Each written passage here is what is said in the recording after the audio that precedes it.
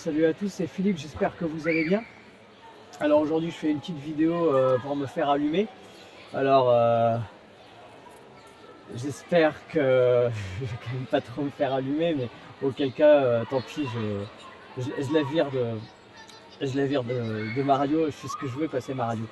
Euh, En fait, l'autre jour, je regardais une interview d'un vieil ami à moi. Alors, c'est mieux qu'un vieil ami, c'est le mec que je bénis par-dessus tout, parce que c'est grâce à lui que je me suis mis à la musique quand j'avais 12 ans. Voilà, je l'ai rencontré en arrivant au lycée, enfin au collège, du coup, quand j'avais 12 ans. Et, et il était déjà saxophoniste, il avait déjà un super niveau, et moi j'étais un fou de musique. J'écoutais de la musique depuis que j'étais gosse, c'était vraiment ma grande passion dans la vie. Mais je pratiquais pas d'instrument quoi. Voilà, je pratiquais pas d'instrument, ça m'était pas encore tombé dessus. Euh, J'avais un piano chez moi avant le divorce de mes parents, mais je pianotais, tu vois, j'en faisais rien, j'adorais ça, j'adorais pianoter et rien en faire. Mais d'ailleurs, petite anecdote, je me rends compte que quand mes enfants ils pianotent sur notre piano droit dans le salon, même s'ils font n'importe quoi, ils sont tout petits, hein, ils ont 4 ans et 5 ans, même s'ils font n'importe quoi, j'adore le son du piano. Je pense que je faisais à peu près pareil quand j'avais leur âge, avec le piano dans le salon. Et en fait, j'adore quoi. J'aime tellement le son du piano que même un gosse du moment qui bourrine pas, qui tape pas dessus comme un sourd, mais du moment qui joue doucement, j'adore, ça me berce. Je peux m'endormir, je peux faire une sieste le week-end quand tu commences à faire du piano, quoi. Donc voilà, c'est vraiment juste le son, les vibrations des notes quoi. Et bah, après mes parents ont divorcé, j'avais 6 ans et demi, 7 ans et ciao ciao le piano. Mais après j'ai eu la chance de rencontrer Benji donc quand je suis arrivé en 5e dans mon nouveau collège. Et il faisait déjà du sax, il voulait déjà être musicien professionnel et pilote de ligne professionnel. Et ce mec il a réussi à faire les deux, ce qui est absolument incroyable. Et bon voilà, c'est grâce à lui, il m'a proposé de rentrer dans leur groupe déjà en tant que chanteur. Et bref, c'est lui qui m'a vraiment permis de mettre le pied à l'étrier de la musique quand j'avais 12 ans. Et du coup, ça a changé ma vie. Donc j'ai une dette éternelle envers Benji. Et bon, bah lui maintenant, il est pilote de ligne, hein, il est capitaine. Et puis il est aussi musicien professionnel, c'est un jazzman incroyable. Je vous engage vraiment à aller écouter ses albums, à aller écouter sa musique. Benjamin Petit, saxophoniste, voilà, vous le googlerez assez facilement sur YouTube. Il sort des merveilleux albums. Là, son avant-dernier c'est Dear John, son dernier je crois que c'est Nomade quelque chose. Désolé Benji si tu m'entends. J'ai pas encore eu l'occasion d'aller l'écouter, mais il me tarde, il me tarde. Bref, vous savez qu'ici c'est une chaîne un peu iconoclaste, que moi voilà, j'ai un point de vue économique libertaire qui est donc en porte-à-faux, enfin libéral quoi, libéral, libertaire, libertarien, je sais pas comment on peut dire, parce que libertarien c'est pas exactement pareil aux États-Unis, et je suis pas non plus pour qu'on distribue de l'héroïne à mes gosses quoi, tu vois, donc c'est un point de vue libertarien. Très enfin modéré si j'ose dire, libertarien modéré. Euh, L'idée c'est que je l'entendais dire dans une interview l'autre jour. Bon, si je tombe sur une interview de Belgique, j'écoute parce que déjà c'est toujours drôle de voir tes vieux potes interviewés et qui ont réussi leur life. Donc ça c'est génial. Et puis je suis intéressé à savoir ce qu'il va dire. Et puis bon, il a tellement un niveau de monstre plante en musique que moi je vois ses paroles. Et du coup, et puis je l'entendais par une petite périphrase dire qu'il était absolument pour le statut d'intermittence parce que bon, lui, si tu veux, il gagne super bien sa vie en tant que pilote de ligne. Et il a aussi super bien gagné sa vie en tant que zikos professionnel. Donc il a un side job, en fait, il a un side job, enfin je veux dire, il a deux jobs principaux finalement, et c'est un cas rare. Alors c'est pas un cas isolé, mais c'est un cas rare en musique. Et en France, on a l'intermittence du spectacle. Et en tant que libéral, bah moi je suis contre l'intermittence du spectacle. En fait, si tu veux, si j'étais le président libertarien de la France, le premier ministère que je savourerais, déjà c'est le ministère de la Culture, que j'appelle le ministère de la Propagande. Donc, bon, on va pas faire trop de politique dans cette vidéo, mais, voilà, bon, je dois être un des rares zikos, anciennement zikos professionnels en France qui est contre le statut de l'intermittence. Mais j'ai un discours qui peut être un petit peu nuancé vis-à-vis de ça, parce que là, tu vois, maintenant je vis en Espagne. Et n'en déplaise aux Espagnols, je vois bien que le niveau en musique n'est pas le même que celui de la France pour diverses raisons, mais je pense qu'effectivement le statut d'intermittence, euh, il permet quand même de répandre la culture, il permet à beaucoup de gens qui sont doués en musique de se dire qu'ils peuvent être musiciens professionnels et que et qui pourront en vivre. Donc forcément, j'imagine que ça aide à élever le niveau en musique. Voilà. À partir de là, comme partout où l'État met son nez, je trouve que ça crée des distorsions absolument inutiles et que ça change complètement tout le marché. Voilà, enfin, j'ai vraiment toute une pléthore d'arguments. Déjà, je trouve que c'est un enfer administratif absolument incroyable. J'ai toujours trouvé qu'il y avait un côté vraiment humiliant, rabaissant, aller faire la queue à Pôle emploi, comptabiliser tes heures. Après, c'est un peu comme le statut enfin, c'est un peu comme les charges patronales, quoi. C'est-à-dire qu'un bar, il veut t'engager, il paye 2 fois le cachet que tu aurais eu en cachet net. Alors, certes, pour le Zikos, s'il faut qu'il accumule si dans un monde totalement libéral, il devrait accumuler des cachets nets, l'équivalent de son cachet net pour faire ce qu'il touche avec l'intermittence, il faudrait qu'il bosse 2-3 fois plus. Mais en fait, je suis pas contre. Je suis pas contre. Déjà, il y aurait plus de boulot, je pense, si c'était pas un enfer administratif et si les tenanciers de bars et de salles n'étaient pas obligés de payer le double pour ce qu'ils payent. Donc, ce qui fait qu'en France, on n'engage plus que des DJ, des musiciens solo ou des duos. Voilà, c'est difficile de tourner avec un vrai groupe. Bon, désolé, n'en déplaise aux musiciens, je trouve qu'il y a beaucoup aussi de médiocrité, parce que bon, tu peux cachetonner, donc si t'es un peu débrouillard, et bon, c'est quand même un métier qui est difficile, musicien, enfin qui est difficile dans la mesure où voilà, déjà c'est tard, hein, c'est difficile d'avoir une vie de famille, en général tu joues tard, tu rentres tard, tu plies bagage, tu rentres chez toi, il est 2h, 3h, 4h du mat, surtout quand tu as été musicien à la campagne comme moi et que du coup il y a de la route.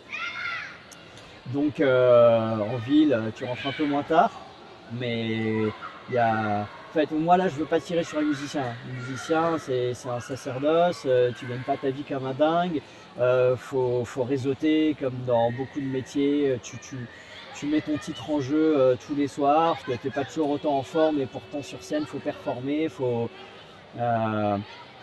montrer que tu es là, faut plaire aux gens, enfin bref, tu vois, c'est un métier c'est un sacerdoce, quoi.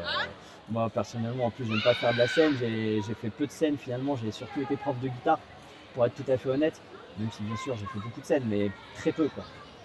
Très peu par rapport à mes collègues véritablement musiciens qui sont, voilà, qui sont des gens du spectacle. Moi, je me suis jamais considéré comme un guitariste du spectacle, quoi. J'ai été sideman, j'ai pu rendre des services, faire un peu de scène. Bref, peu importe, je suis pas là pour parler de moi, là je suis en train de parler du statut d'intermittence du spectacle. Donc, certes, ça permet aux musiciens de vivre, d'avoir une assurance. Moi, je constate un truc, voilà, qui va pas faire plaisir aux icônes français. Aux États-Unis, ils ont un niveau complètement hallucinant. On a bien au-dessus du niveau moyen français. Ils n'ont pas l'intermittence du spectacle, les icônes bossent comme des dingues, ils ont 2, 3, 4 dates par week-end. Après, à côté de ça, ils jouent partout où ils peuvent en semaine, ils ont des prestats un peu partout, ils jouent dans les églises, et puis surtout, ils sont obligés de faire un truc que font d'ailleurs de plus en plus de zikos en France aujourd'hui, mais c'est quand même pas au même niveau d'intensité. Tu es obligé d'essayer de faire du business avec tous les pans de l'industrie, faire du merchandising, être youtubeur, connaître la production, être autonome, enfin bref, c'est ce que j'aime dans le libéralisme, c'est que ça pousse à l'excellence. Et quand l'État vient pas mettre ses pattes, en fait le problème c'est que les Français ne connaissent pas l'économie. Moi, je suis investisseur, donc j'ai appris à connaître l'économie et la finance très tardivement, et ça a complètement changé mes points de vue politiques sur beaucoup de choses. Comme beaucoup de Français, je croyais en l'argent magique, et puis en fait, j'ai compris ce que c'était que la création de valeur, qu'il n'y avait pas d'argent magique, et que quand l'État venait mettre ses grosses pattes dans toutes sortes d'industries, de business et de création de valeur, en fait, il perturbait tout le marché. Tu vois, c'est un peu le principe, un truc que tout le monde peut connaître, c'est un peu le principe des APL, quoi. En fait, tu donnes des APL, donc en fait, ça fait monter les prix des loyers pour tout le monde, parce que tout le monde touche les APL ou presque. Donc ça paye in fine les propriétaires, ça perturbe le marché. Dès que l'État veut contrôler les prix ou redistribuer, ça perturbe le marché. Je ferai plein de vidéos sur ce sujet parce que ça m'intéresse beaucoup, mais en gros, le régalien devrait être beaucoup plus fort pour là où on l'attend vraiment, sécurité à l'intérieur, à l'extérieur, euh, garantie de la propriété privée. La santé et l'éducation, c'est deux gros points. Il y aurait beaucoup de choses à dire pour l'éducation, vraiment beaucoup de choses et faire complètement différemment, mais en tout cas, c'est c'est quelque chose de très important pour moi au niveau du régalien, mais pas comme c'est fait en France. Et, et bien entendu, la justice, la santé c'est primordial. Voilà, parce que c'est l'égalité devant la santé, c'est ce qu'il y a de plus important. Et puis en plus, il ne faut pas laisser mourir les gens, on ne peut pas les laisser mourir dans la rue, il y aurait des problèmes de santé publique hallucinants. Donc non, faut pas que ça devienne comme aux États-Unis. Mais aux États-Unis, ils sont libéraux, mais c'est un gros pays qui a des gros problèmes structurels. Je préférerais, pour parler de libéralisme, prendre exemple sur le pays dont vous m'entendrez souvent parler en termes politiques, c'est la Suisse, parce que la Suisse, c'est démocratie parfaite, la meilleure démocratie du monde, pays très libéral et pourtant avec un excellent niveau de richesse, d'éducation, de santé. C'est nos voisins, en plus, voilà, hein, le peuple suisse, c'est le peuple, c'est le pays où il y a le plus de population non suisse, enfin en tout cas non native du pays. Donc comme ça permet de comparer et de traiter des questions comme l'immigration. Enfin, il y a un chien qui aboie. Les chiens quoi. J'adore les chiens, c'est sympa quoi, mais c'est une nuisance en ville, tu vois, ça aboie, là je peux pas bouger. Je venais de faire ma vidéo, là je me suis mise quoi. Après je me retrouve dans les rues avec les voitures. Bref, les chiens, on fera une vidéo drôle un jour sur les chiens. Euh, donc voilà, la Suisse c'est vraiment le modèle absolu. En plus c'est pays voisin de la France, c'est un peuple qui est à cheval entre des Français, des Allemands, un peu des Italiens. Donc c'est vraiment un point de comparaison que je trouve excellent avec la France et qui vraiment met en perspective à quel point la France a fait des mauvais choix et a des mauvaises institutions en comparaison de la Suisse, quoi. Donc, euh, donc voilà, la Suisse permettrait de comprendre aux Français comment on peut être un pays libéral, à quel point ça booste le business, l'entrepreneuriat, la création de valeur, et ça permet à tout le monde de s'enrichir, ça permet une liberté maximale des citoyens. C'est un pays du coup dont les institutions permettent une véritable démocratie, ce qu'on n'a pas connu en France. Je ne sais pas combien de fois le 49.3, je sais même plus. Le 49.3 a été utilisé en France ces 10 dernières années, mais je crois que c'est complètement délirant quand on est dans le déni de démocratie complètement assumé. Voilà, enfin, on ne sait même plus quoi. Tu demandes aux Français, ils se souviendront que leur nom leur a été refusé au dernier référendum qu'on a eu dans ce pays pour la Constitution européenne. Mais depuis, je crois qu'ils ne se souviennent même plus, quoi. À moins d'être journaliste politique, tu sais même plus combien de fois tu t'es fait rouler dans la farine. Bref, voilà, j'étais parti sur l'intermittence et voilà que je me retrouve à faire une vidéo à charge sur la France. Flûte, quoi. Je suis désolé, c'était pas l'intention. J'étais en train de dérouler les arguments contre l'intermittence. Voilà, j'ai du mal à en trouver des pour. C'est vrai que je trouve ça louable en fait de vouloir favoriser la culture et permettre aux artistes de vivre sans être livrés à la loi sauvage du marché. Mais je pense que c'est toujours une vision biaisée de la France qui considère que le marché, le capitalisme est vraiment un monstre assoiffé de sang. Alors qu'en fait, quand tu es musicien, comme moi j'ai plus de la moitié de ma vie, j'ai pas vécu de la musique. Même, ouais, c'est ça, j'ai pas vécu de la musique, ça m'a jamais empêché d'en faire.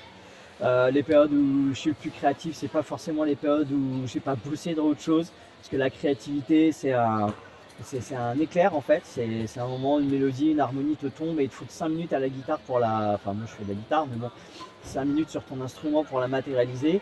Alors après, pour l'exécuter, c'est-à-dire pour faire les arrangements, faire une forme, on va dire pour bonifier la forme, ça prend un peu plus de temps, mais faut pas déconner quoi. Quand tu es bosseur, tu passes 2 heures sur ton DAW, tu arrives déjà à mettre en forme quelque chose de correct. Enfin bref, non, en fait, faut arrêter quoi. Regardez comment font les icos américains, regardez s'ils sont pas productifs, s'ils sont pas créatifs, s'ils n'ont pas un niveau hallucinant.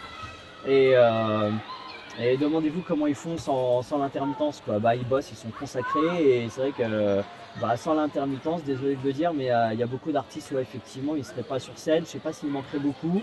Il y a tous les techniciens qui servent le service public, et le cinéma français subventionné. Bah, est-ce que ça serait un mal, quoi? Parce que bah, Nicolas il paye plusieurs fois, hein. Il paye pour un service public qui lui explique qu'il a tort de penser comme il pense. Donc pour un pur organe de propagande. Il paye pour les subventions des uns et des autres. Enfin, bref, voilà, vous avez un peu compris mon point de vue. Donc statut d'intermittent, voilà, je vais être un des rares musiciens qui est contre. Après, à côté de ça, j'étais ravi de savoir que tous les merveilleux musiciens que j'ai écoutés dans ma vie, qui m'ont enchanté, savoir qu'ils pouvaient en vivre, que c'était pas facile non plus pour eux, qu'il fallait se battre pour avoir le statut d'intermittent, parce que tu fais pas, ça en gros ça revient à faire à peu près en moyenne une date par semaine, hein, au prorata de l'année, donc tu fais pas une date par semaine super facilement, faut bouger ton cul, faut démarcher, faut plaire, donc j'étais ravi de savoir enfin, moi je faisais la fête avec eux quand ils fêtaient le fait d'avoir eu leur statut, quoi. C'est toujours une bonne nouvelle, tu souffles, tu sais que tu vas pouvoir payer ton loyer et que tu vas pas aller chez McDo. Donc c'est génial. Mais disons que moi je dézoome un peu, et je sais que dans une société libérale qui est bien foutue, qui est bien pensée, toute l'économie en fait elle se déroule autrement. Toute l'économie elle se déroule autrement. Alors c'est pas une garantie, ça se fait pas en un jour, donc là la France meurt au point où elle en est, mais tôt ou tard il n'y aura plus le statut d'intermittent parce qu'il n'y a plus d'argent dans les caisses, donc il viendra le moment où on bloquera votre épargne, donc si vous en avez. Donc merci, c'est une question de temps. Mais dans une société libérale qui fonctionne bien, en fait, il y a l'offre et la demande qui fonctionnent bien. Il y a un besoin, c'est que les gens ils aiment bien sortir, ils aiment bien s'amuser. Beaucoup de gens aiment bien voir de la musique live. Je dirais pas tout le monde, parce que on a eu les DJ. Tu vois, par exemple, les DJ ils sont intermittents. Moi, je me souviens quand je me souviens justement avec mon ami Benji, quand j'étais au collège, au lycée, on se moquait des DJ. Enfin, on se moquait des DJ. Désolé pour les DJ. Mais nous, on était musiciens, on aimait la vraie musique, entre guillemets, avec des vrais instruments, avec des mecs que tu vas voir en live, tu vas devant la scène et tu peux les toucher. Il y a des musiciens professionnels là derrière moi. Je sais pas si vous les voyez. Ça tape sur des tambours, mais lui, il n'a pas l'intermittence. Je pense pas. Enfin, il n'a pas l'intermittence en Espagne. Et se moquer un peu des DJ qui arrivaient, parce que bon, les mecs, ils mettaient des disques. Nous aussi, on mettait des disques chez nous, hein. Bref, non, je veux pas exagérer. C'est un métier d'être DJ. J'avais un pote j'ai eu plusieurs potes DJ, mais un très très bon pote qui était DJ et qui faisait des super trucs. Donc c'est aussi un savoir-faire. C'est un métier. Je comprends, mais bon, bref, on les a vus arriver, voilà, d'un œil un petit peu méfiant dans les années 90, en disant, oh, bah super, les icos ils vont être remplacés par des mecs qui mettent des disques, quoi. Et c'était bien pratique pour les mecs qui programment, parce que payer qu'une seule personne, c'est bien. Donc c'était un super business model, mais bon, c'était déjà un peu c'était déjà une sérieuse attaque pour les icos et pour les mecs qui jouent en groupe et qui ont des frais un peu plus. Voilà, quoi, faut payer 4 icos, voire 6. Encore, je te parle pas d'un big band de jazz. Donc voilà. Et maintenant, c'est carrément la musique IA. Alors, je vais vous faire des vidéos sur la musique IA, parce que le sujet me passionne, et je vais avoir un avis contrarien. D'ailleurs, j'ai écouté il n'y a pas très longtemps une vidéo d'Étienne Guéraud. J'adore Étienne Guéraud. Déjà, le mec, c'est un monstre au plan de la musique. Donc moi, vu que je mets la musique au-dessus de tout, les mecs les musiciens consacrés qui ont un tel niveau, une telle expertise, une telle expérience, bon, déjà je les mets en haut de mon panthéon. Donc ça sera pas une vidéo d'attaque à Étienne Guéraud, mais c'est un support. Vous allez voir que souvent j'aime bien faire mes vidéos en réaction à un truc que j'ai lu, que j'ai entendu, qui m'a fait réagir.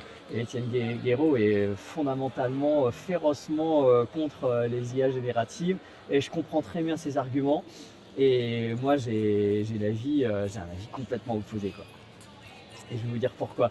Mais pourquoi je parlais d'Etienne Guéraud? Ouais, voilà, parce que je pensais à maintenant, même les DJ vont être remplacés, c'est de bonne guerre, si j'ose dire, par l'IA.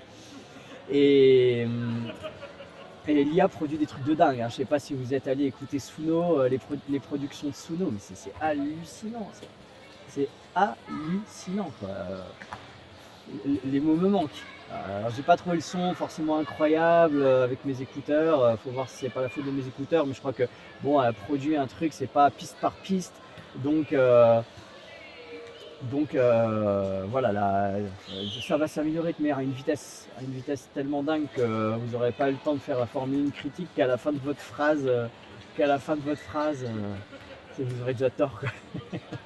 Donc bref, ouais, j'ai envie de dire c'est de bonne guerre. Et puis l'autre truc aussi qui m'apparaît, c'est qu'on a tellement poussé la médiocrité dans le mainstream, les gens écoutent des trucs tellement médiocres aujourd'hui que ça va être difficile de venir pleurer au remplacement des artistes préfabriqués médiocres. Ça sera difficile de venir pleurer à leur remplacement par l'IA, en fait, tu vois. C'est comme si tu apprends demain que les infâmes fast-food au kebab où tu manges de la junk absolue se font remplacer par de la bouffe synthétique qui est livrée par drone chez toi. Voilà, voilà. Je ferai une vidéo là-dessus aussi.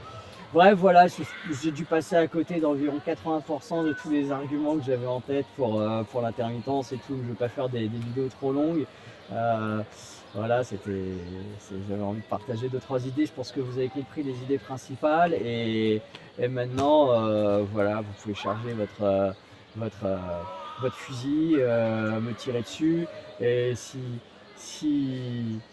voilà, si vraiment je me fais trop allumer, je me réserve le droit de virer la vidéo ou alors d'en refaire une plus nuancée, je sais pas. Bref, en tout cas, vive la musique, à bas l'intermittence, vive la France, mais quand elle sera libertarienne. Et je vous fais des bises, je vous dis à très bientôt, ciao ciao.